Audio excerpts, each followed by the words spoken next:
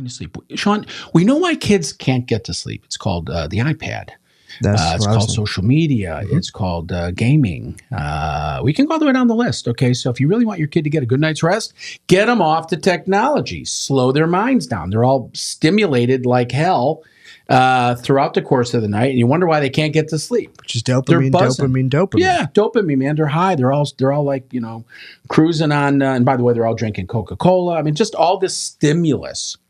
And so you want to get a good night's sleep, and your kids want to get a good night's sleep. How about we just slow them down? How about parents just be parents? There's a novel idea.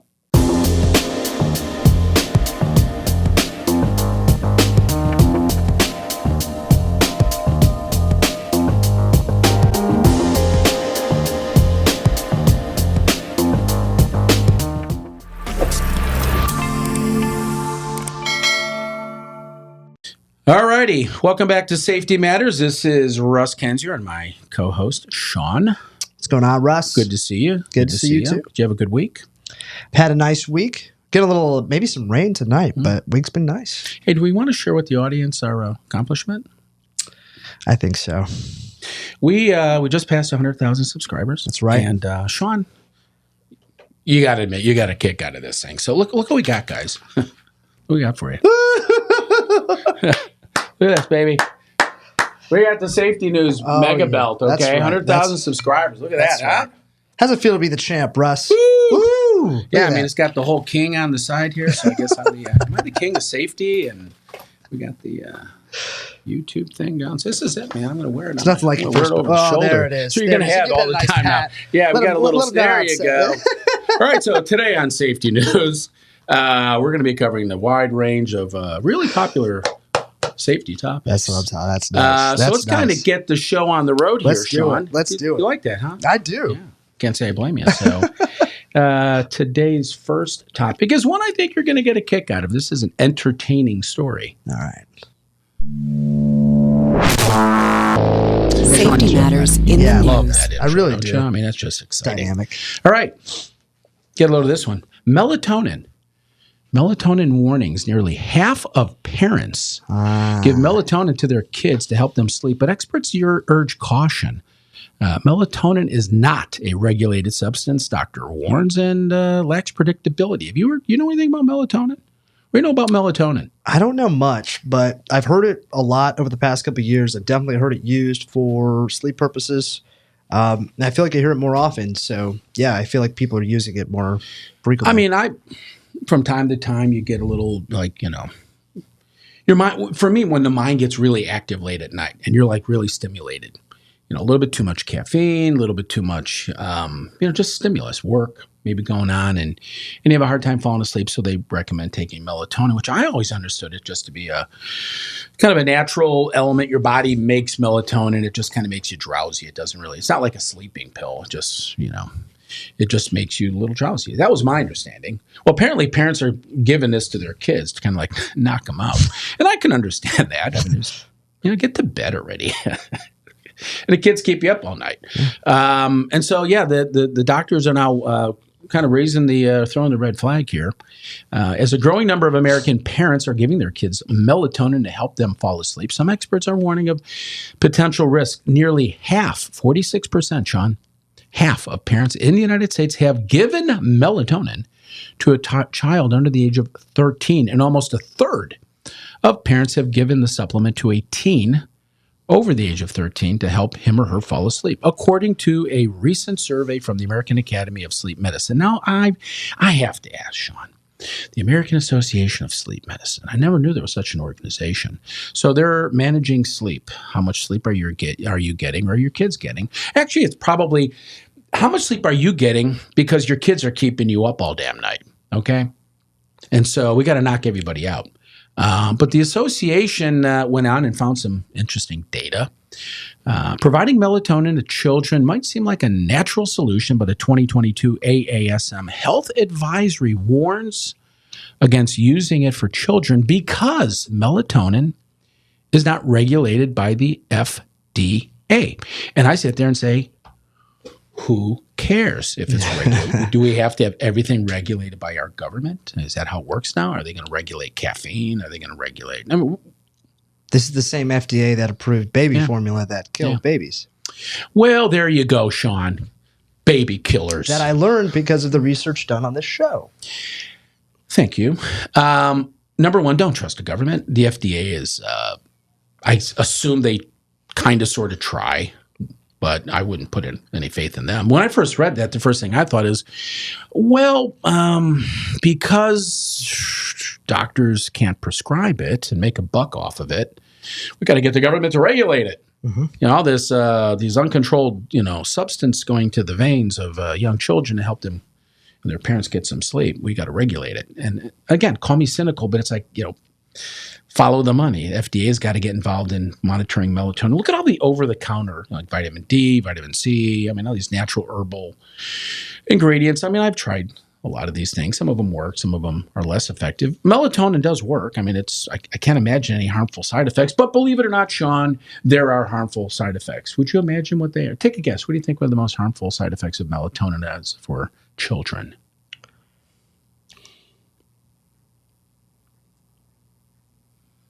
I don't. Oh, man. Yeah, trick question, isn't it? Yeah. So what exactly is the harm being done to children? First of all, check out how a lot of this gets ingested by kids. Yeah. It's candy. Hey, come on over here. Get some gummy bears laced with melatonin. Knock that kid out, man. I got to get some sleep. Get the kid to bed. Right? So they're giving the kids the melatonin in gummies, which also contain sugar, which, as we know, sugar causes cancer and saccharin causes cancer. So we're just the forever chemicals, I'm sure, are in gummies, right? I mean, they're just everywhere you go. So there you go. We got the kid get knocked out because mom's giving him a handful of gummies. Or is that the kid's handful of gummies? The rise in melatonin use has also led to a spike in reports of melatonin overdoses. Melatonin overdose. Calls to poison control centers and emergency room visits. Among children, the AASM has stated. So there's this doctor, Sean, Dr. Anne-Marie Morse, a pediatric neurologist in Danville, Pennsylvania, was not surprised to hear about the high prevalence of melatonin use amongst children. And she goes on to say, yeah, we've seen that in pediatric. It's much more likely for there to be a prescription to help a child sleep as opposed to adults, she said in an interview with Fox News Digital. So it doesn't surprise me, the doctor says, Sean, that even before a prescription is given, a parent is asking, quote, what can I do myself? What can I get my hands on in order to be able to help my child sleep? Now, there's the red flag. We need to be prescribing medications. None of this over-the-counter stuff where you go to, CVS or, Walgreens and buy this over-the-counter melatonin stuff, gummy bears. You need to be coming to us, the medical community, and let us prescribe them something that will probably cause long-term liver failure or whatever. But isn't it always the same crap? It's always we got to make a buck off of it, So whatever we can regulate, so we can make money off of, we're going to do that. I mean, again, hate to be cynical, but that goes on to say overall, Moore sees melatonin as a relatively safe drug. I don't even know if it's a drug. It's really more of a natural herbal element of some type. But she emphasized the need to talk with a doctor before doling it out. All right, talk to me, Sean. I mean, we really need to have doctors involved in doling it out? Really? I don't think so. To me, this seems like you're addressing the symptoms more than the root of what needs to happen. And what I mean by that is parents will continue to have children. Children will continue to have unpredictable sleep patterns. So the long-term solution could never be melatonin, because even if it works, no one would be comfortable saying, I put my child to sleep every night on melatonin. So by theory, it would have to be a temporary thing. But there are so many ways to manage sleep for a human. So, sorry, I kind of took us down the tangent there, but I guess I'm a little bit interested in this because I think this sheds light on a growing thing happening in society, which is there's all these health needs that we have as humans that we go through every single day. And I think the convenient thing, as you kind of mentioned, right, is maybe a doctor gets involved, prescribes something, or if we don't want to go to the doctor, there has to be some quick pill or some quick fix that we can get over the counter to help fix the situation. Yeah, Whereas I remember you and I had a conversation one time about, sleep patterns and how much we enjoyed, getting some work done outside in the sun, right, to naturally guide our sleep patterns. Just a lot of different things that you can do to make sure you go to sleep on time. Yeah. And that's the first thing my mind jumps to is, okay, sure, melatonin, we can have the debate on whether or not it's, appropriate, to what degree, et cetera. But even before that, are there ways to manage the situation without it altogether? Well, I mean, when I think of parents doling out meds, this is it, right? Hey, little girl, teddy bear, here, take your narcs. Yeah. And again, I guess I do agree with you. I mean, it's, you're getting your kids on medication. I mean, herbal, natural, whatever, but it's still medication. Caffeine is a drug. I mean, sugar is a drug. So you're getting your kids kind of hooked on drugs because they have bad sleep patterns. And we know why they're not. We know why they're not falling asleep, Sean. We know why kids can't get to sleep. It's called the iPad. It's called social media. Mm-hmm. It's called gaming. We can go all the way down the list. Okay, so if you really want your kid to get a good night's rest, get them off the technology. Slow their minds down. They're all stimulated like hell throughout the course of the night, and you wonder why they can't get to sleep. Which is dopamine. Yeah, dopamine, man. They're high. They're all like cruising on. And by the way, they're all drinking Coca-Cola. I mean, just all this stimulus. And so you want to get a good night's sleep and your kids want to get a good night's sleep. How about we just slow them down? How about parents just be parents? There's a novel idea.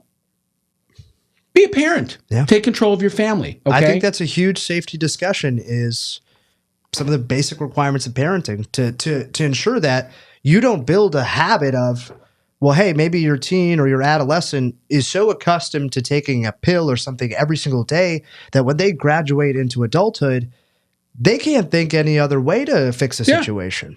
Absolutely correct. And very insightful as someone who doesn't have children, but you're right.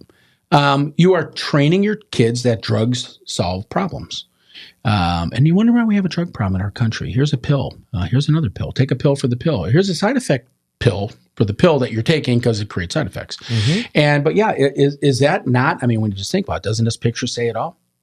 Getting kids conditioned to taking a pill for a problem that should otherwise be prevented or managed, solved, with better behavior.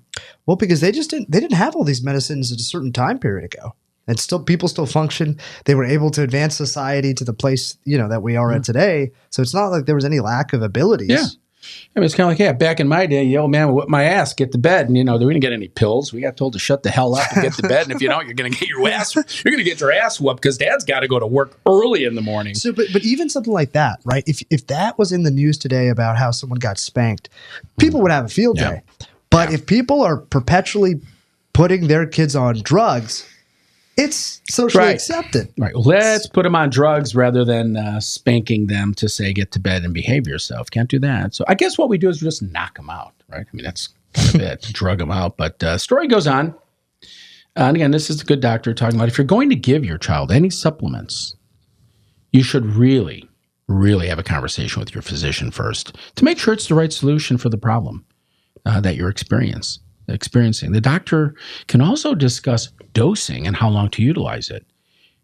We kind of see where this is going. And the story goes on. She keeps going. As a sleep physician who sees kids and adults, Moore said she commonly utilizes melatonin, especially for teenagers who have a delayed sleep phase. Not certain what that means. That obviously means overstimulated, meaning that their circadian rhythm has shifted much later than what it should be. Melatonin can be very helpful in shifting the circadian rhythm, she said. Now, okay, I'm kind of smelling what she's stepping in, but the doctor is not giving a solution because what the doctor needs to tell mom or dad is, hey, get your kid off the iPad.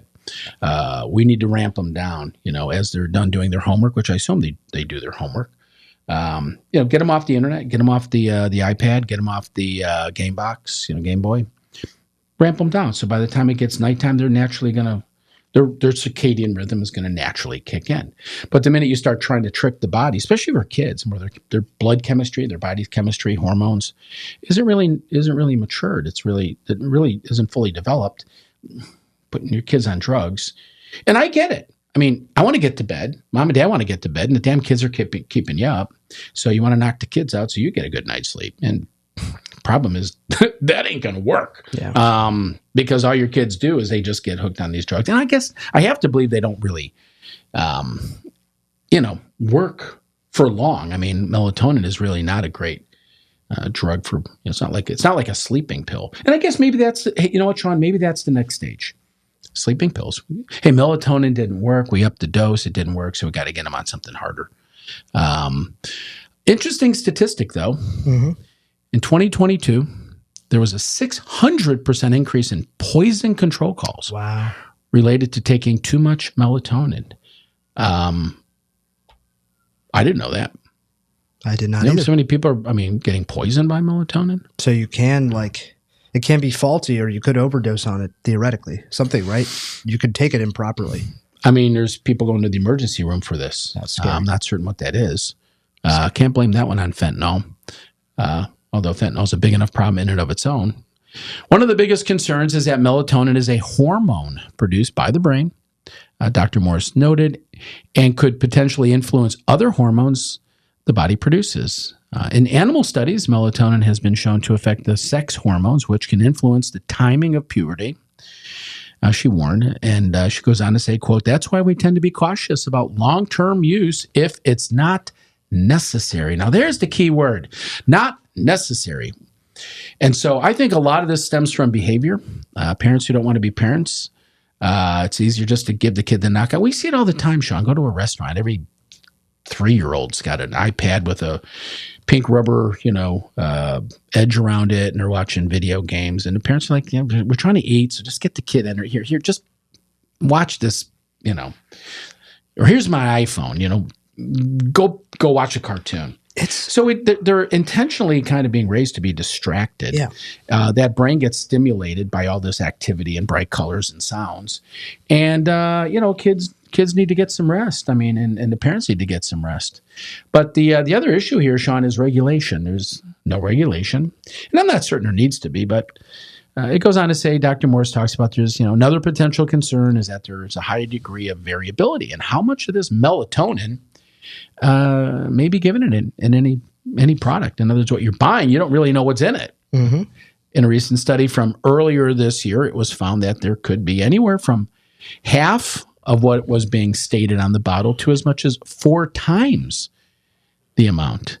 The challenge is that because it's not regulated, it's not a regulated substance in the United States, that there's lack of predictability. You know what? That's a valid point. That's spot on. You don't really know. You really don't know what you're getting. The bottle says 10 milligrams, but it could be 30, it could be 5, and so you're thinking, just dose the kid a little bit more. And I can see maybe that's where the poisoning is coming from. So you're really overdosing them in that. I had an epiphany at the beginning of the pandemic around. I think something that should be taught in schools is how to read a nutritional label. The same way I think financial education should be taught at an earlier age. Like, we cover all these topics about history, what all these things. That's fine. We can continue to do that if we need to. But build in education around what we put into our bodies, how we live and function, finance, stuff like that, right? Just the things that carry our day to day. And I think reading that just kind of reminds me of, hey, if you read a label, you should have some level of awareness on what ratios of what ingredients should be present in your body. You can compare that to research online across things. Now, this is a little bit more work, but for the people who are really concerned about their bodies, which I'd go to say we all should be, this will teach you how to monitor that. But the second thing is, that's freaking scary. If they're saying X amount of product and it's just blatantly wrong, that's where I'd say, the FDA. Be careful. There has to be. Be careful. You have to be careful. Be careful. The risk that you do run if someone's not regulating or monitoring this is you can't fully trust you can never say, I know what's going into my body. And if you're okay with that, then Yeah, but you know what the slippery slope is? You start regulating, and then all of a sudden this becomes a prescription. Next thing you know, we got big pharma. absolutely. And I sure the hell don't trust them. I got a question for you. This is actually an interesting question. How much sleep does a newborn baby need each day, Sean? Great. I'm glad you asked. Talk Because either to way, me. I mean, how much? You know, the baby needs to sleep. Mom and daddy need to sleep. What do you think the amount of time a newborn baby 10 needs hours a to day. have Actually, to sleep? What do you think? I'd say between 10 to 12 hours a day, but I'll go with 10.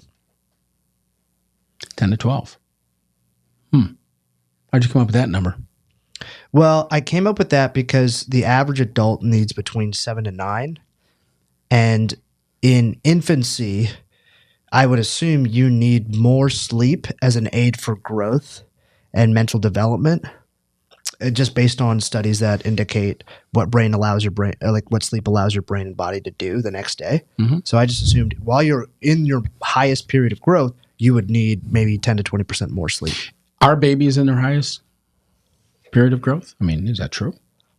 I don't think they're in the highest. I think technically probably in their teens is when you would grow like literally size.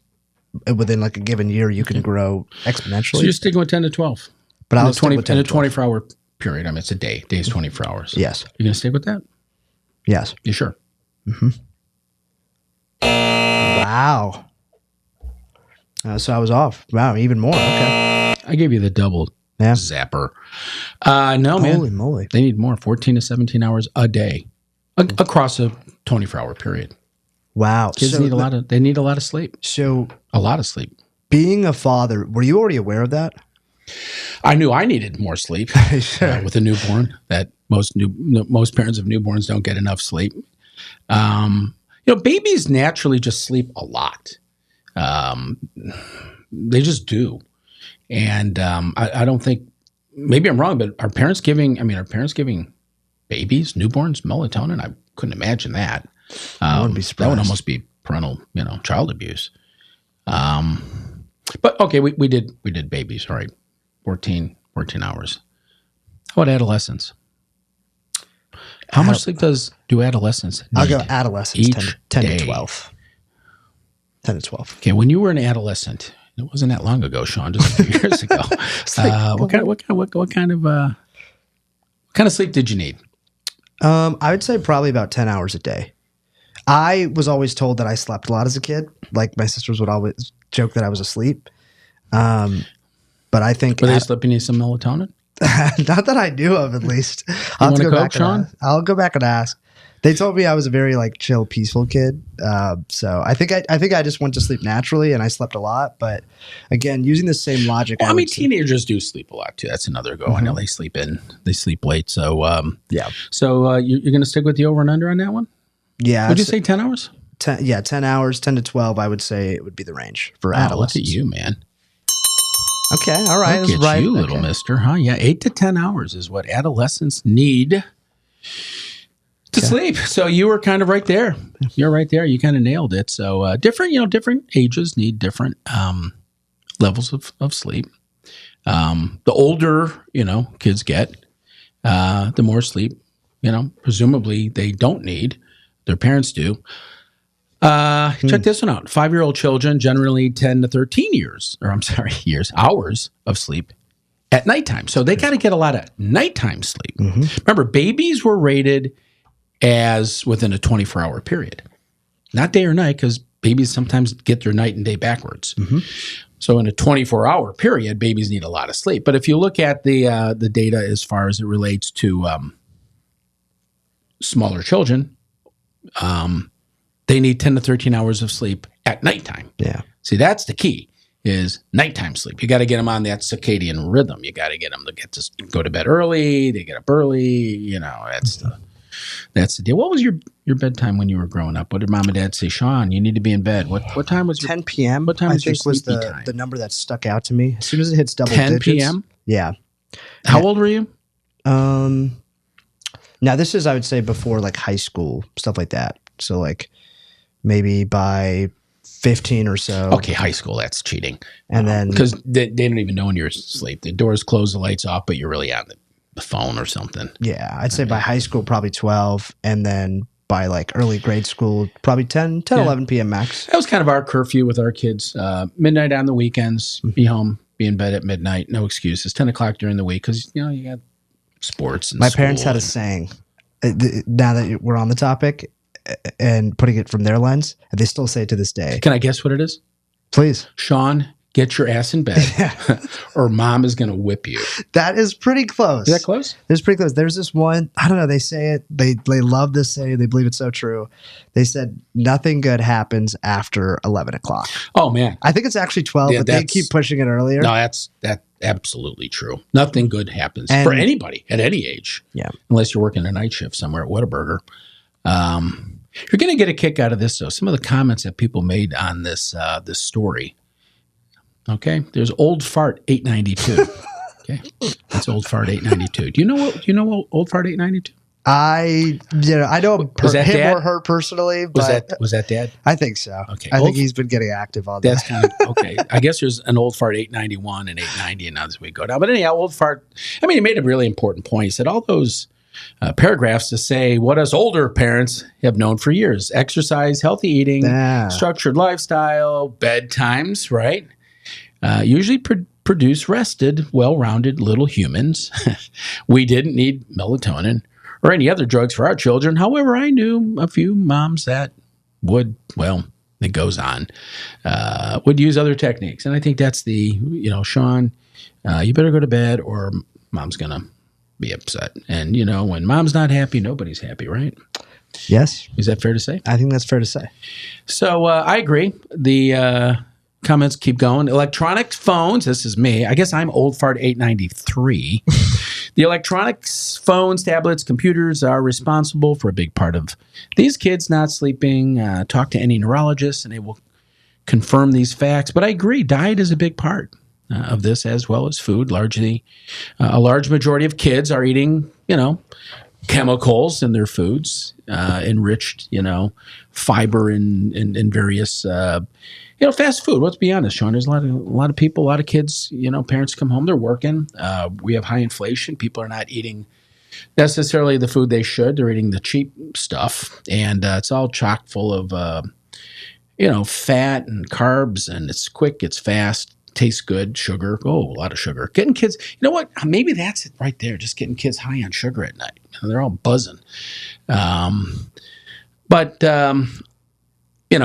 next comment, I thought the next comment was really pretty funny. Last comment. Never had a problem sleeping as a kid except on Christmas Eve. It's true. Boy, ain't that the truth? Christmas tree is tough. Remember Christmas Eve getting up as a kid? Oh, it's nice. You always know the first present you're ready to open. You're just thinking about it. Oh, man, I baited the kids. They just, they bought it. Did you dress up as Santa ever? Man, I had the reindeer in the house. I feel like dude, it was like, my kids are just. That's nice. To this day, they're just like, they still believe it. That's good. That's nice. They really do. They really. I'm thankful that you reinforced the fun and the magic of all the Christmas traditions. I got a question for you on this, not directly related to newborns or adolescents, but as you know, over the past 3 years since the pandemic, work has changed a lot for a lot of people, regardless of age, but primarily right between 20s and 50s. A lot of folks have either moved full-time to remote work or have moved to a hybrid work situation. And as I've talked to individuals and I've read online, a lot of people now have really different sleep schedules because of their work situation doesn't physically require them to be anywhere. And a lot of times now they're working with global people. They're working with people globally as opposed to just locally. And people all over the world work on drastically different time zones. So what you're seeing now is a workforce that doesn't have a set 9 to 5 per se or a set bedtime of like between 10 to 12. You have some folks, going to bed as early as 8 and as late as 5 a.m. consistently. So what do you make of this? That's obviously true. We have a whole different societal pressures on time. And parents want to spend time with their kids, so let's watch a movie tonight. But you mess them up. Their sleep habits get established from childhood. In fact, that's what the next commenter said is energy has to be burned, not drugged.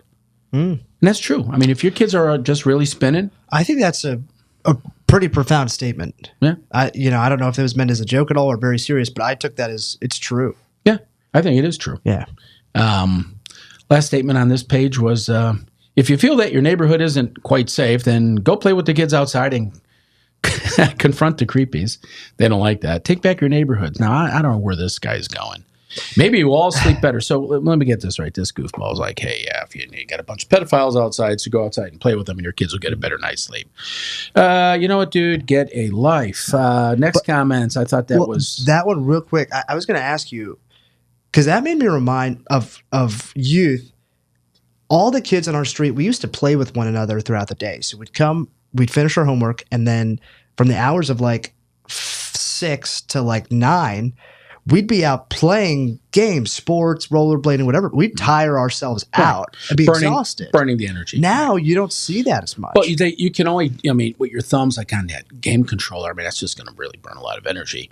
But you're right. Kids were playing. My generation, we were told, go out. My parents didn't even care where I was. Just be home for supper. Yeah.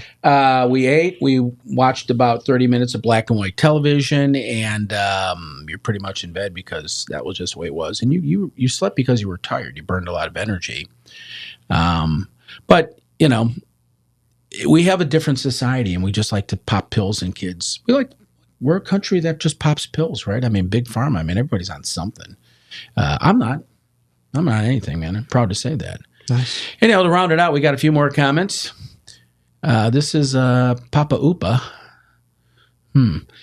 It says, what's even worse is that we're teaching kids that if you have a problem, just take a pill. We talked about that a minute ago. Yeah. Pills are, the solution, and that even more pills for everything else. So it's no wonder we have addiction problems in this country. Melatonin is a substance that occurs naturally in the body. It's safe for short-term use when used as a supplement to sleep, but because that's what your body produces naturally. True. Your body produces a lot of things naturally. Like your body produces cholesterol naturally. Your body produces adrenaline naturally. It produces a lot of things. That doesn't make it doesn't mean you should be, have an adrenaline high all the time. But my favorite one is from Mom Spaghetti. This is it, man. This just takes the cake, man. This is just got to give her the bell. I miss the good old days when we would just rub some whiskey on their gums. Come on, let's go back to the day when kids just, knock them out with the hooch and put a little whiskey on their gums and away they go. But interesting story today about melatonin. I'm not certain we need to be regulating it. I understand the medical community likes to regulate everything because then they can control it and they decide what you can take, what you can't take. Obviously, there's a risk in anything. You could drink too much Coke and die. You could drink too much water and get sick and die. It's just everything's going to kill you. We're all going to die from something, but melatonin, I'm a bit surprised that there's so much of that going on, especially with kids. And I would just say, parents, you need to be better parents. You need to be more tuned into your kids' needs. You need to pay attention. Yeah, I know you're tired. You've been working all day. You want to spend time with your family. You don't necessarily have time to cook, but damn it, get off your ass and parent your kids. Stop popping pills in their mouth. Stop teaching them that a laced gummy bear is somehow going to be the solution, because you know what, it's not. And all you're going to do is you're going to raise kids that are just going to find taking pills as a solution to all their problems. I don't have to deal with issues. Just let me take a pill, and I feel so much better. I get so much better rest when I take my melatonin laced gummy bear. That's literally a question I was going to ask you. The last thing I want to ask is, do you believe that this practice, not melatonin specific, but just the practice of parents giving their kids often pills, has long-term impacts to their work ethic, problem solving? Absolutely. I think just psychologically. Absolutely.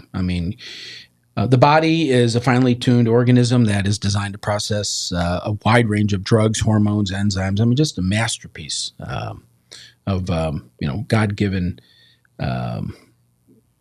human nature. We're just really an amazing species. Yeah. And don't mess it up. Don't go taking what you think is an innocent drug just to solve a problem that is really better addressed by structure in the house. We eat. I'll give you another example. Last example. How many families actually eat together? Have dinner together? That's a great question. How about we eat at a certain time? Yep. it's kind of a, hey, I'll catch something on the way home. Hey, dad's running late. Hey, mom's this. And the kids are, I'll just make a pizza. Or, I mean, it's just this entire kind of lack of structure in many homes that, and I'm sympathetic to it. I understand people are working hard. We have, we're in a recession, even though the government says we're not. We got inflationary pressures. It's just a tough time for a lot of families. But I think a little bit of structure, a little bit of control in the family. I think when parents get a little bit more involved, that things just get better. And you want to eat as a family. You want to have time as a family. You want to have controlled structure as a family. And I think that's a big part of our societal problems as a whole. I think we have problems in families. We have a lot of single moms, no dads. Dad's gone. Dad's not playing a role. Kids don't have the role models. They don't, especially young boys. They don't have male role models. Young girls don't have a father in the house. Oftentimes, they bring on other troubles in their life as far as who they're dating, who they decide is a good mate. And again, this is the reality. I mean, we have some parts of our country, the various communities that have really big problems with families. I mean, the nuclear family is under attack. Yeah. And it's just not a good time. And this is, I guess what I'm saying, Sean, is this is just another example of the breakdown of the family. This is a symptom of the breakdown of the family. And the solution is go to Costco, get your kids some melatonin gummy bears and, chill out. And I just think that's A, it doesn't work. Yeah. And B, it's just going to bring on other problems later in life. I guess that's coming from Old Fart 895. Hey, you know what? We appreciate the research. This attention towards this, because ideally this is something that we become more aware of. We understand why it's happening, and then we seek as a society to make changes around it. Because I think deep down, there's no judgment here, but I don't think when we read this, anyone is proud of that being the case. So hopefully we can figure out as a society how to fix it. Yeah, I mean, this has been a public service from Safety Matters warning you to not lace your children's gummy bears with any narcotic or home remedy. You will sleep the best at night. If you really want to sleep well at night, raise your kids well. How's that? Cheers. If you really want to get a good night's sleep and you want your kids to have a healthy, productive life, raise them right. And that goes a long way. And if you don't, the ramifications are going to come back and bite you right in the rear end, where melatonin ain't going to work. And we see that today. We see a lot of young people look to drugs that they purchase oftentimes on the internet, get from their friends, go to parties, etc. And throwing a pill in the back of your mouth seems to be okay. It's kind of cool until you get the wrong pill in you. And so I always raise my kids to stay away from meds. You don't need them of any kind. Well, hell, we wouldn't even give them an aspirin unless they were dying. Mm-hmm. That's why my kids all have trauma, PTSD. You got a headache, tough it up. I know you're 8, just deal with it. But it makes them productive. Gives them mental strength. That's right. Gives you mental strength. I mean, it's what your parents did, right? So anyhow, Sean, did you enjoy today's episode? I did. I think it's, again, just always helpful to see what happens out there in the world of safety. So again, just being reinforced that there's situations where things could occur. It's hazy, where responsibility lies. And in this particular story's case, let's just be conscious about what we're giving to our loved ones. I think that's something we should think about. Let's learn how to read labels. Let's just become more conscious and aware, because I think, we'll thank our future selves. Just say no. Serious. Yeah, Nancy Reagan who said that about 40 years ago. But anyhow, that brings this episode to a close. This is Russ Kendzior and Sean Joseph. Bye, everyone. Wishing you a happy and safe day. Stay drug-free. Love your kids. Be part of the family. And we will see you. We'll see you next week on Safety Matters. See you then.